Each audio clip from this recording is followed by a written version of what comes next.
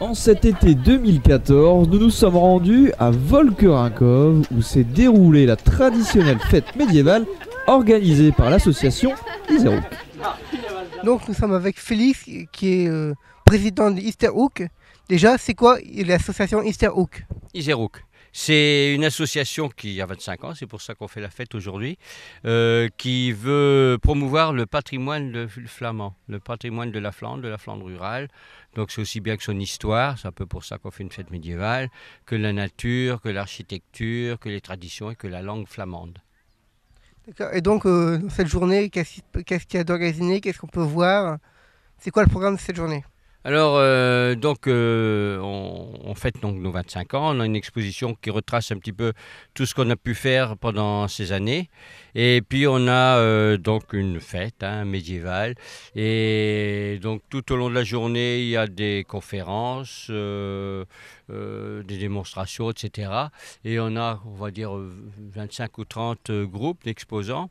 Des groupes qui font de la démonstration d'arbalétrier, des métiers d'époque. Ouais, chevalerie médiévale, quoi. Donc, ils font des combats, ils tirent à l'arbalète, etc. Donc, deux groupes avec chacun, on le voit peut-être là, une demi-douzaine, dizaine de tentes. Après, on a des gens qui font des côtes de mailles. Des vitraux. Des tourneurs sur bois, travail du cuir, des maréchals ferrants. Des jeux flamands, aussi des artisans, on va dire, de la bouche, on va dire.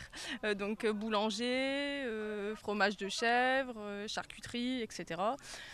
Donc, qu'est-ce qu'il y a d'autre encore? Bon, il y aura des monumenteurs, enfin, on aura un peu de la musique également, traditionnelle, et de la danse. Un cracheur de feu qui viendra cet après-midi, des contes.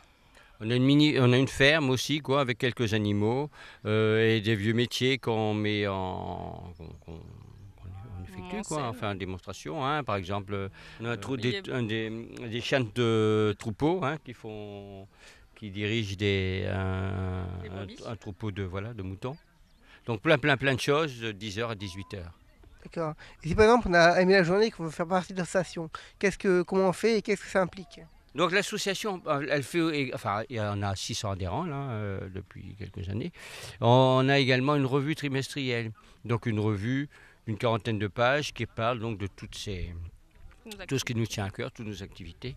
Et donc on peut adhérer pour 25 €, c'est une adhésion pour un an. On a les revues et puis et puis donc on peut participer à toutes les manifestations. On fait des randonnées pédestres, des randonnées de découverte de la nature.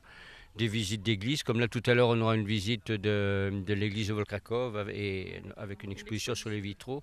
Donc tous les mois on a une visite comme ça d'un village différent. Et puis on accueille des enfants aussi, on essaye d'être un peu pédagogue.